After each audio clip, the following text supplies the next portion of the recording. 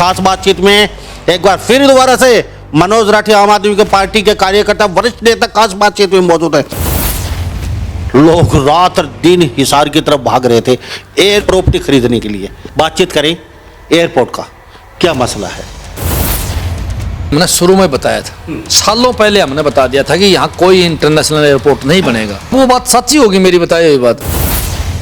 इसके लिए हमने जो है ना आरटीआई भी लगाई, तो आरटीआई में हमने पता चला भाई यहाँ कोई इंटरनेशनल एयरपोर्ट नहीं बनेगा। गोलमाल दे दी आरटीआई। आरटीआई के अंदर ये आ गया कि 500 करोड़ रुपए तो लग लिए और 500 करोड़ लगेंगे, यानी 1000 करोड़ रुपया का एक प्रोजेक्ट बनाना लग रहे हैं इंटरनेशनल एयरपोर्ट। सच्चाई ये है कि यहाँ कार्गो एयरपोर्ट बनना था, जो सन 2014 के अंदर वो कार्गो एयरपोर्ट यहाँ से शिफ्ट करके यूपी में चला गया। योगी आदित्यनाथ उस एयरपोर्ट को जेवरा ले गया नोएडा के पास। मैं तो कहूंगा कि यो एक बहुत बड़ा खेला हिसार के साथ होया और उससे बड़ा एक काम कर दिया इन लोगों ने। यहाँ एक दूरदर्शन था जो बंद कर दिया सरकार ने। ये लोग 100% बेवकूफ बना हुए हैं। 1000 करोड़ रुपये ने खराब कर दिए सिर्फ अपने फायदे के लिए। दुष्यंत को तो ये फायदा था कि चारों तरफ की जमीन खरीद के अरबों रुपए कमा गया वो। बीजेपी का टेंशन ये थी कि पब्लिक को पता ना चल जाए कि कार्गो एयरपोर्ट यहां बनना था। वो चला गया यूपी के अंदर जेवरा में।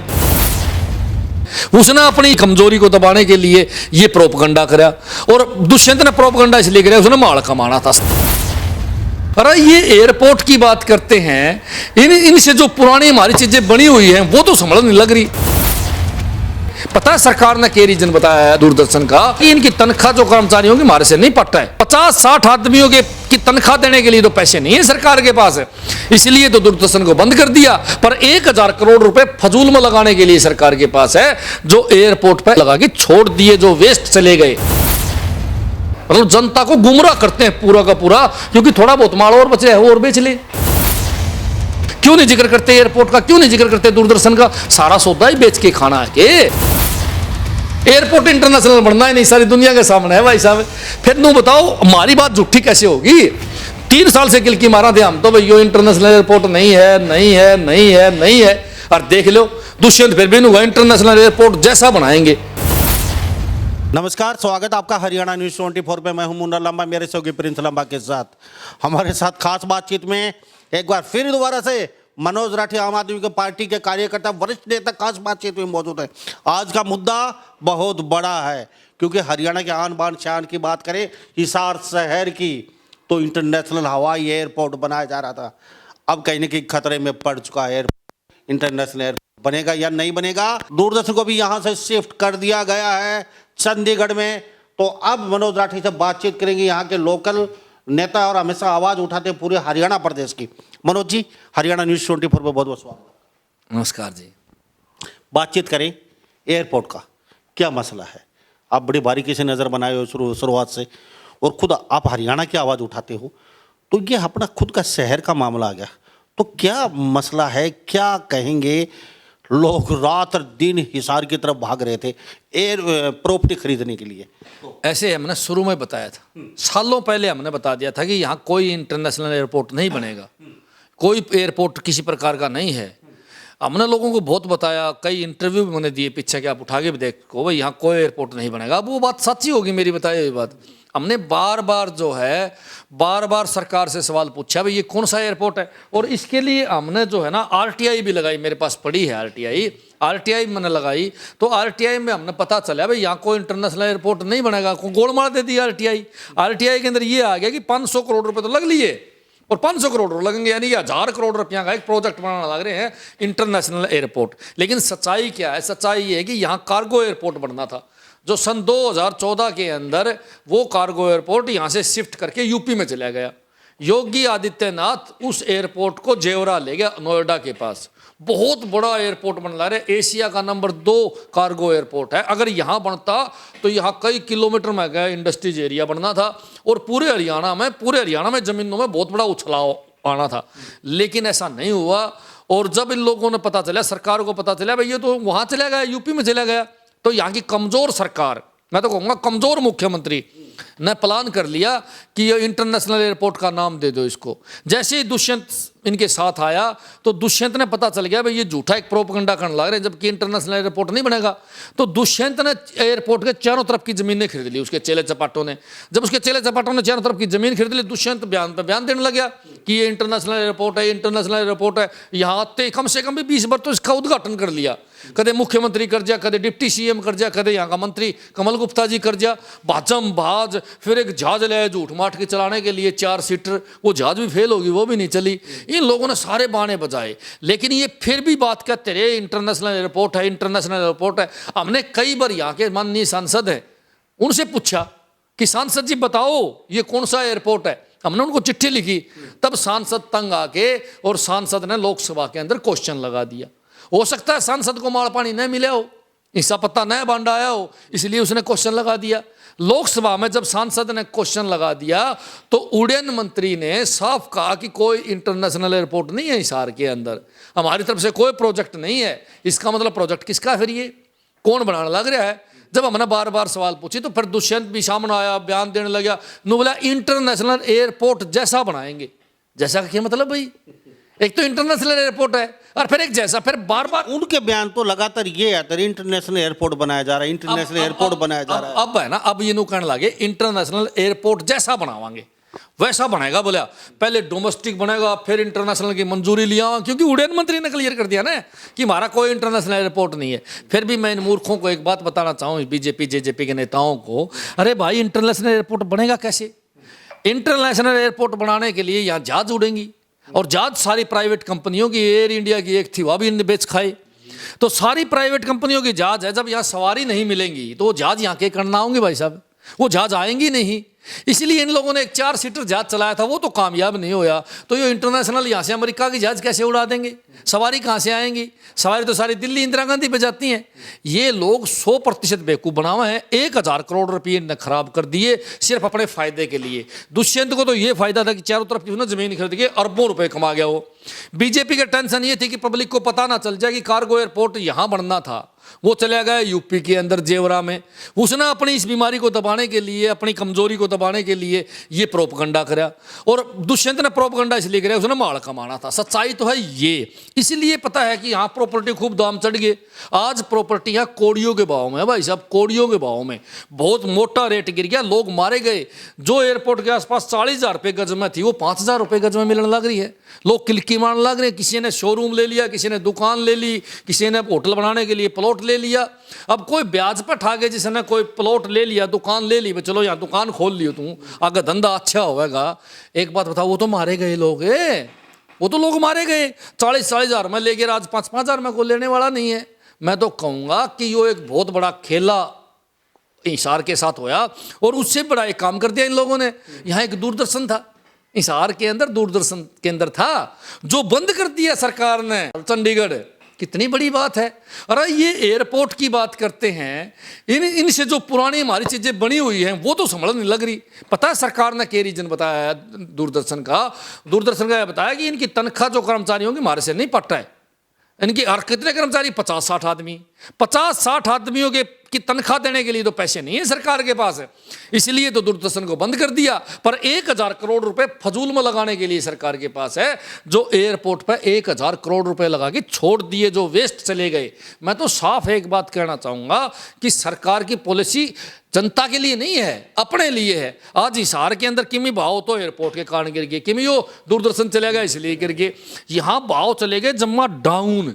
और दूरदर्शन बना हुआ सेक्टर के बीच का में, उस जमीन को 20 एकड़ के करीब जमीन है, उस जमीन को करोड़ों के भाव में ये लोग मतलब बेचेंगे जमा कागजात में बेचेंगे सस्ती, और अगला उसमें करोड़ों के हिसाब से उसके दाम कमा होगा। वो भी दुष्यंत का पार्टनर या खट्टर साहब के मंत्रियों का पार्टनर मिलेगा भाई साहब। नजर टक्के बैठे हैं यहाँ का कमल गुप्ता, नजर टक्के बैठे हैं या हमारा डिप्टी स्पीकर रणबीर गंगुआ, वो यही तो धंधा कर रहे हैं। जोगीराम स्याग लगा ले, ये सारे के सारे। जनता बाढ़ में जाओ, जनता कितना नुकसान हो, ये आपके सामने है भाई साहब। एक बात बताओ, आपके सामने है।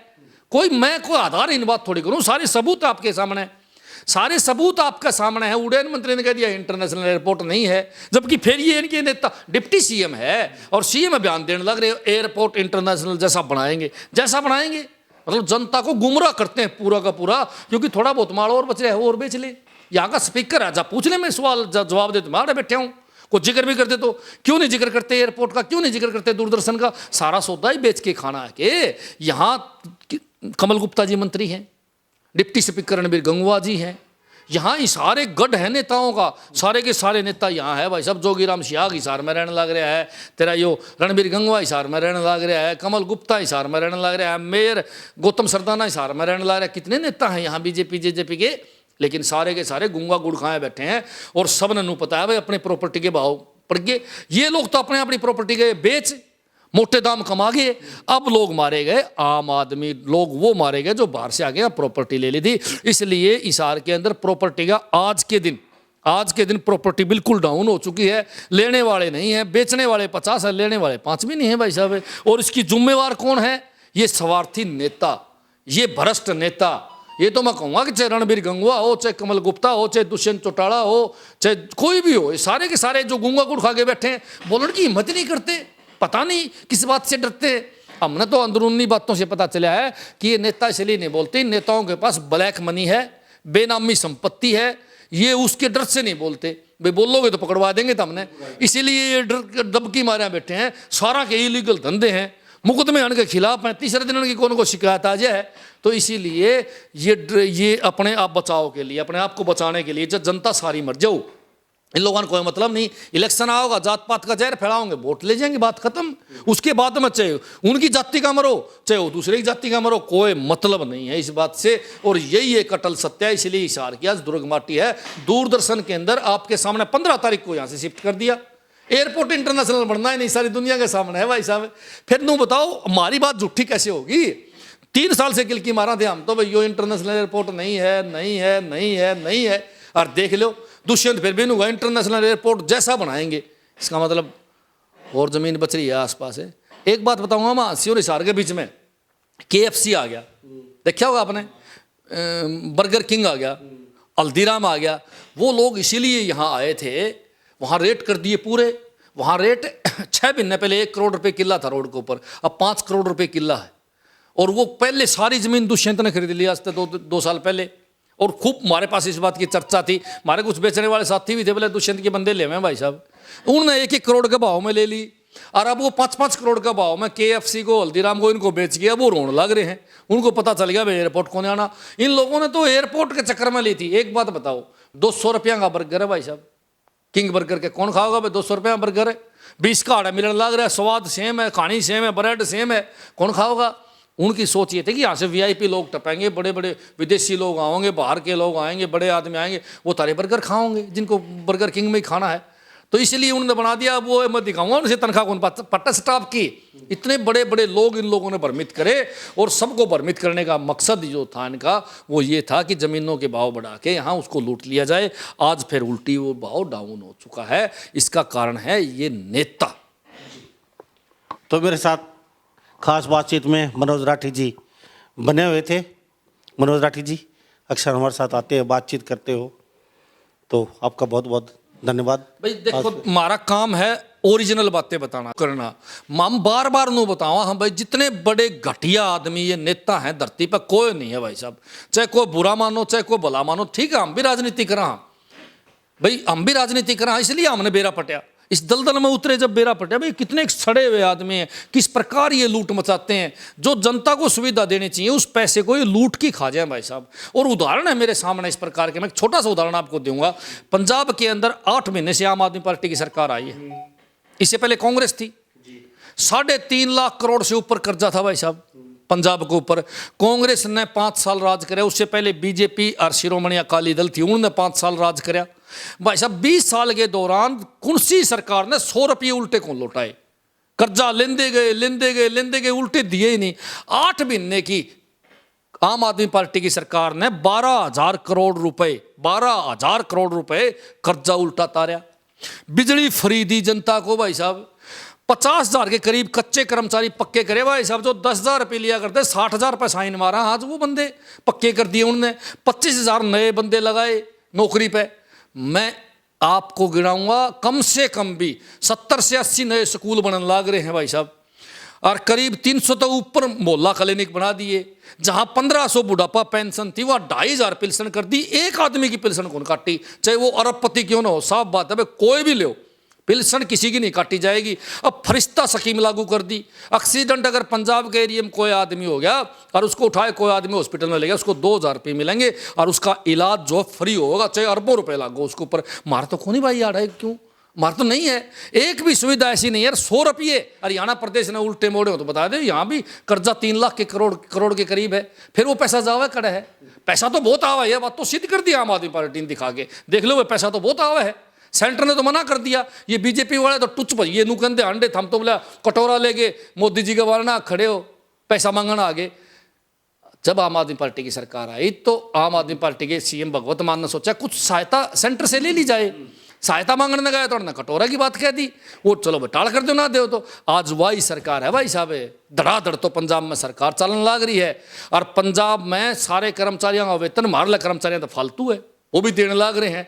नए कर्मचारी भर्ती करने लग रहे। 5 लाख नौकरी देंगे भाई साहब, धड़ाधड़। आज नोट कर ले मेरी बताई बात। जो आदमी 50,000 पक्के कर सके क्यों नहीं देगा, क्यों नहीं देगा। कितने काम करे हैं आपके सामने। मनोज राठी, काफी लंबी बातचीत हो चुकी। मनोज राठी, आपने हमारा कीमती समय दिया, आपका बहुत बहुत धन्यवाद हमारे साथ। धन्यवाद भाई साहब। तो मेरे साथ खास बातचीत में मनोज राठी बने हुए थे। तो इस बारे में आप क्या सोचते हैं, कमेंट में राय जरूर दीजिए। इन्हीं सब बातों के साथ मैं मुन्ना लांबा, मेरे सहयोगी प्रिंस लांबा के साथ हरियाणा न्यूज़ 24। नमस्कार, जय हिंद।